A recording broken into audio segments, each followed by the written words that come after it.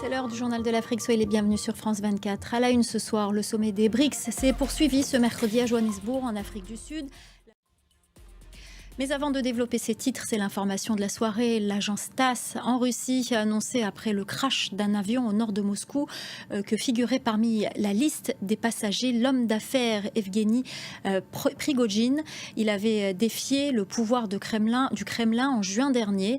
Evgeny Prigojine est connu comme le patron du groupe Wagner, un groupe de mercenaires très présent en Afrique. Le sommet des BRICS a entamé sa deuxième journée. Les pays membres, dont l'Afrique du Sud, ont adopté un document qui définit les lignes directrices et les principes d'un élargissement à d'autres pays. Les BRICS sont en quête d'influence, notamment sur la scène diplomatique. Maya Anaïs Yatagen. On en vient aux élections générales au Zimbabwe. Les électeurs étaient appelés aux urnes pour choisir notamment un président. Les enjeux sont énormes et à la hauteur des attentes. La journée a été marquée par des perturbations dans le vote. Certains bureaux n'avaient pas de bulletin. Le candidat de l'opposition, Nelson Chamisa, a dénoncé des fraudes. Shirley Sidbon.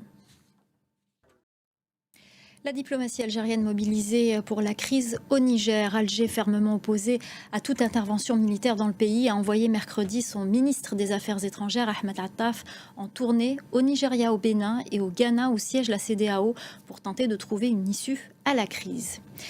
Et on continue de parler du Niger, où l'ONU a sollicité la CEDEAO pour permettre la reprise de ses vols et de ses convois humanitaires vers le Niger.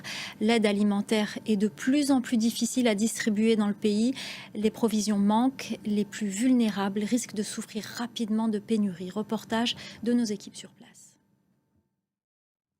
En bref, le Soudan est toujours en proie à de violents combats qui opposent depuis mercredi à Khartoum l'armée aux paramilitaires, les forces de soutien rapide du général Mohamed Daglo. Un conflit qui a de nombreuses conséquences, notamment sur les enfants. Des millions d'entre eux se retrouvent aujourd'hui déscolarisés et sans perspective d'avenir. La guerre civile qui oppose l'armée aux rebelles paramilitaires a conduit à la fermeture de plus de 10 000 écoles depuis le mois d'avril. Laurent Berstecher.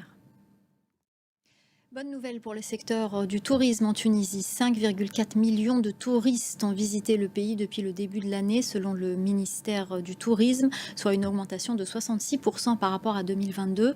Une hausse également enregistrée sur l'île de Djerba, visée par une attaque terroriste en mai dernier. Reportage de Lilia Blazé Hamdit Lili.